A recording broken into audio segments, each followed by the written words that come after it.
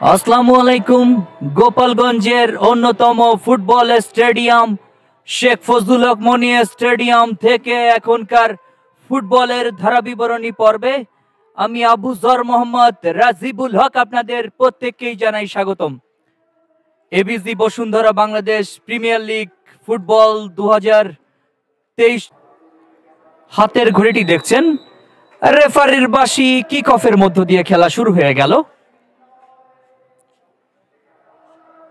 সেই কাঙ্ক্ষিত গোলটি করতে সমর্থ হননি। খেলার ফলাফল আবাহনী লিমিটেড ঢাকা। আক্রমণে আবাহনী ডি বক্সের মধ্যে ঢুকে পড়েছেন, দেখা যাক কি হয়। চমৎকার শট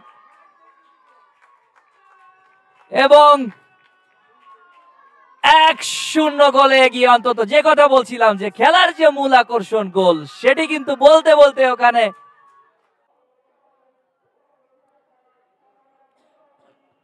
ফার্নান্দেজ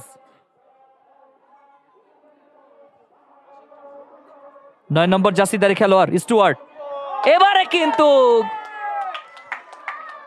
গোল।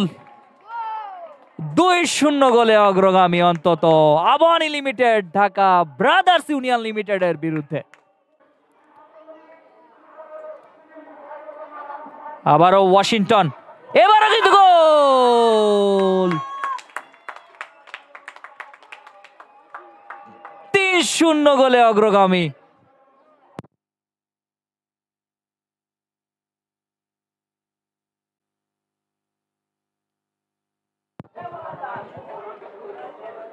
একটি গোল করতে পারেন কিনা দেখা যাক এই শুট থেকে ব্রাদার্স ইউনিয়ন।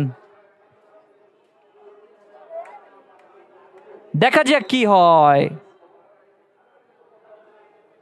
শট এবং গোল। যাই হোক,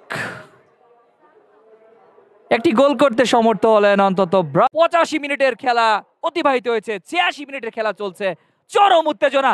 আক্রমণে আবাহনী, আক্রমণে আবাহনী, আরো একটি গোল। একেবারে ফাঁকায় পেয়ে গিয়েছিলেন ওখানে। 4-1 গোলে অগ্রগামী। রাখতে পারলেন না, বল পেয়ে গেলেন ওখানে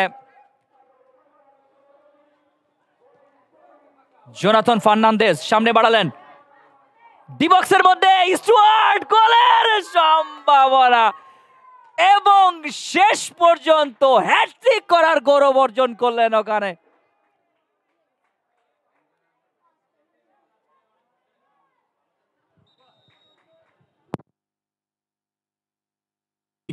দেখা যাক কি হয়, আরো একটি গোল করতে পারেন কিনা ওয়াশিংটন। ব্রান্ডাও ফাঁকায় পেয়ে গিয়েছিলেন, এখনো নিজের নিয়ন্ত্রণ রেখেছেন স্টুয়ার্ট। জোনাথন ফার্নান্দেজ, এবারে কিন্তু আবারও গোল। 6-1 গোলে অগ্রগামী। একেবারে শেষ পর্যায়ে যে কথা বলছিলাম যে কাজের কাজ এবং প্রতিটি গোলকে তারা কিন্তু আরো গোল হওয়ার সম্ভাবনা। কর্নেলিয়াস স্টুয়ার্ট এবং গোল।